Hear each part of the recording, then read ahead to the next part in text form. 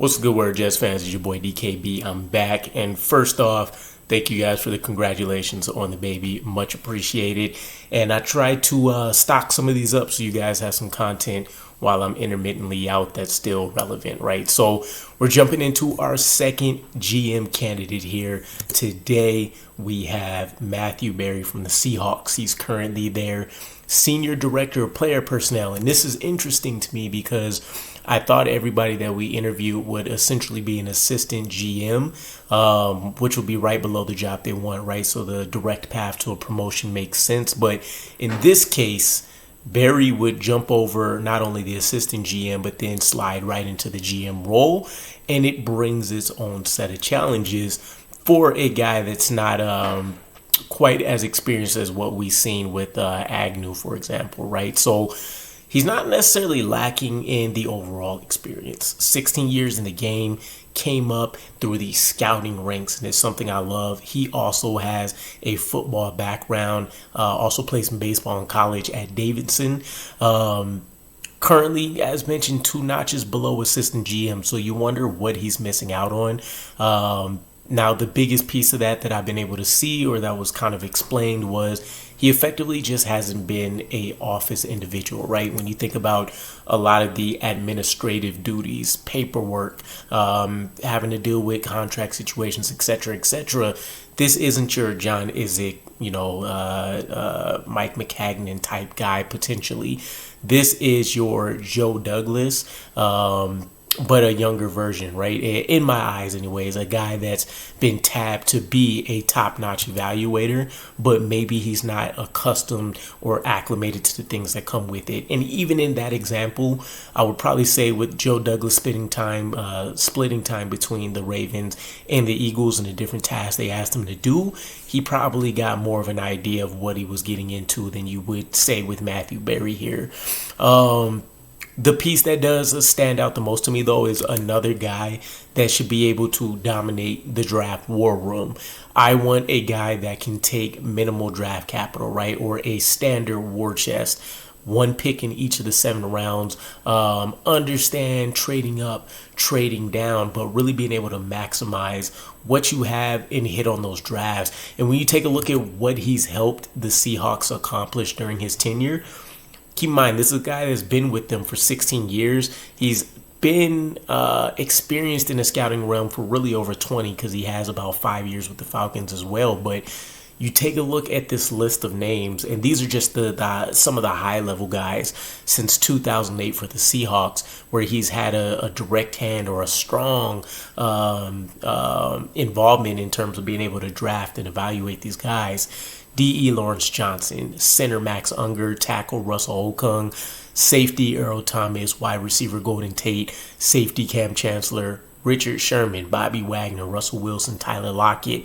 a punter, right? I like to throw some special team stuff in there when I can, and Michael Dixon, DK Metcalf, Tariq Woolen, Devon Witherspoon, and Frank Clark as some of the guys that they've been able to go out there and grab. And the beautiful piece is, the Seahawks have been one of those teams where when you look at day 3 picks, a lot of these guys are coming from those ranks, and they've turned them into perennial Pro Bowlers, multi-time All-Pro first-team guys, and in a lot of cases, a lot of future Hall of Fame type players that everybody will recognize will be a first ballot option, right? So I love all of it, right? And again, he has had a pretty strong focal point in there. His current role, Senior Director of Player Personnel, which he's been in for about a year plus, right? They promoted him in 2023, I believe it was. It's going to help him get some of that office experience he was missing out on because he's going to be doing administrative things to help prepare for the combine. And I think all of that's going to be important, right? This is a guy that understands how to put together a scouting staff, understands how to get a flow for evaluating guys. This next piece we'll discuss here is one of the most instrumental pieces about him, but it's either really good or it's really bad in your eyes, depending on which way you're looking at it. And that's that with the Seahawks, he's been part of a front office where every one of their core guys, effectively the GM, the assistant GM, him being the senior director of player personnel, the director of college scouting, etc., etc., all of these key guys, they've essentially been in the organization or in their roles for at least 10 plus years, right? So you're talking about a guy that's learned the ropes early and then really connected and bonded with a lot of these guys to strengthen what the expectations should be, what the team's looking for, what Pete Carroll wanted to do from a trait standpoint and different things like that. But since there hasn't been much turnover, what does that look like when he has to put together his own scouting department, when it comes to hand selecting his own left hand, right hand man, etc.? I would imagine he knows what qualities in some of these guys that he wants to see, but does he have enough connections? Can he figure out what guys that he hasn't known for the last 10, 15 plus years? That would be yet to be determined, right? But again, I love the length, I love the experience, I love the fact that he's been able to pick apart some of the masterminds when you think about him being under Rob Schneider for a long time here. So for a team like the Jets, at least under Joe Douglas's tenure, that have loved to not only find undrafted free agent gems, but also stack up day 3 picks, this will be a guy that will make me feel confident in day 3 no longer just be a boring process of figuring out the millions of names we have no idea of and why we're targeting them.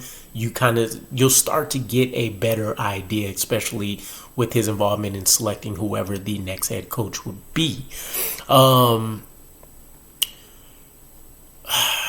Accolades and stuff, there's not a ton out there that I've seen. I do know with him being as involved as he has, I don't know how many times you would say that the Seahawks have maybe had the best draft class in the NFL after looking at it post-draft, like, those immediate reactions, or even a year or two after. But by the time most of these guys' careers have wrapped up or they're getting into second contract territory, I think you walk away being pretty impressed, right? We already ran through some of the names of the guys that they really been able to keep in-house, but there's a ton more role players, a ton more guys that may not have been excelling as an all-pro or Pro Bowl, or even some guys that maybe have been snubbed here and there.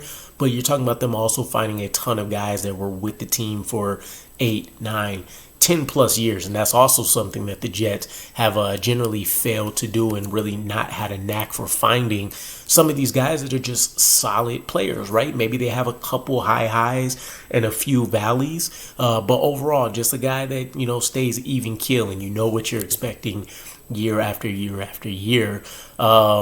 Connor Rogers did give the 2023 NFL draft class, though, the tab of being the best draft class of that year.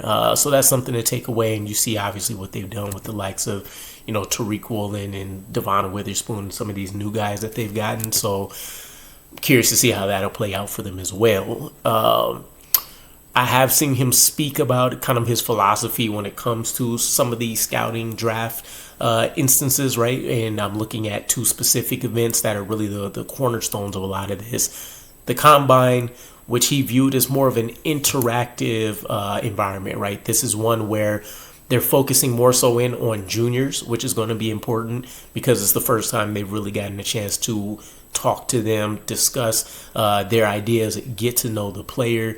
But you walk away from that thinking, take Braylon Allen, for instance, in the quote that we got this year from him where he was mentioning guys didn't care if I knew how to play football. They cared about what was happening in, shorts and a shirt when it came to all the workouts and running 40s and such. They understand that all of that will be important for traits that you're looking for, style, right? One person's running pattern may look different from another person's, and that may be something that you key in on when you're looking at positions like running back or wide receiver, cornerback, for example, or even maybe to confirm some medical stuff that may be there. If you're seeing things that look like a guy is pulling up or, there hasn't been any reported issues and he looks like he's kind of gimping or limping around and stuff. But he also talked about the Senior Bowl and that whole run, right?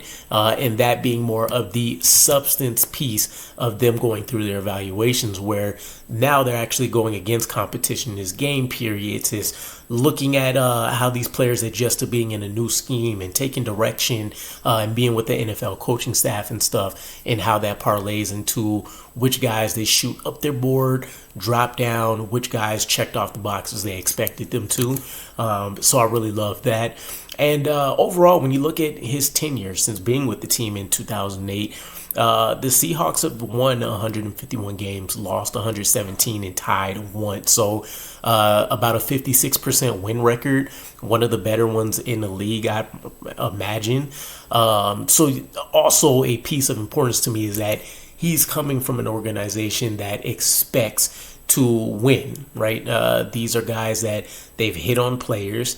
They maybe have not had as much success in free agency per se, but they've always had a strategy. They've been able to stick with it. They've been able to make smart adjustments when they can.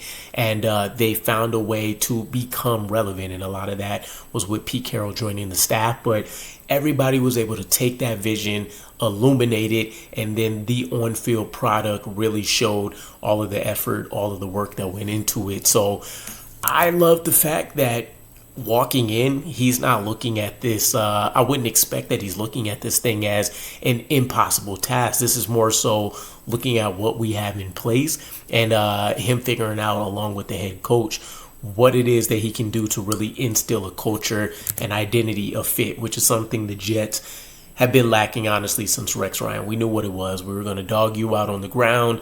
We were going to, hit you all day long in defense. And we were going to look to capitalize on any little mistake that teams made and wear you out. And so by the time the fourth quarter is rolling around, you're licking wounds, and we're still continuing to cave in your chest. So love all of that. When you look at his experience so far, right? I mentioned him being with the Falcons as a scout, spent 5 years there, focused mostly on the South Central area of America, right? Where really he was able to take that and work himself into the Seahawks job.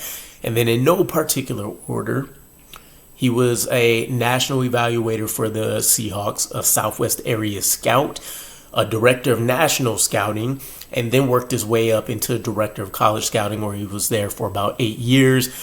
Mainly, he coordinated the Seahawks' entire college scouting operation and compiled all the information they would need to go through setting up their draft board. And then he spent recently, with his promotion in 2023, his senior director of player personnel spot. He added pro scouting, so free agency, to his resume, practice squad, signing of players and getting the 17-man squad together, and then free agent signings, as we talked about, in addition to keeping his college scouting responsibilities intact. Now, some of the things that I really, really liked about him is there was a couple anonymous quotes. I couldn't find a name tied to any of these, but about the guy that you can get walking in through the door. First one mentioned, because of their down year, he's not being mentioned for GM jobs, but he is more than ready. Very smart and detail-oriented, willing to adapt if he needs to, listens to others' opinions on the staff before making final decisions. And then the second one is Matt's excellent, period. He's a very good evaluator and as organized and diligent as anyone I've worked with. And I think when you talk about guys going the front office route, these are kind of the standard primary expectations for guys, right? You don't want to hear that a guy is an excellent evaluator of talent, but he's kind of sloppy, forgetful of things that aren't tied to, a player scout sheet, if you will.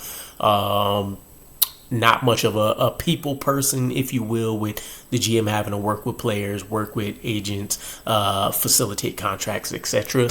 So all in all, this is a guy that you can look very highly on. This speaks to me that he's more potential than promise, maybe, right? And what I mean by that is, if you think about from a player standpoint and you take a high traits guy, right? Maybe somebody that never really balled out in college, never really done what you expected him to do based on the physical build, speed and athleticism and bend and all these kind of things. And maybe he works on the NFL, maybe he doesn't, right? Versus the guy that puts up monstrous numbers year after year after year, but there's a cap to his ceiling because he's not overly fast. He's not overly quick. Doesn't really have a maybe even average level of strength. Not a strong jumper. Different things of that nature, right? Matt Berry here, he feels like a guy that could deliver a ton of excellent things to the New York Jets, but because there's so many unknowns, so many new things that he still needs to get adjusted to, especially with him just getting the role, I would question this a little bit.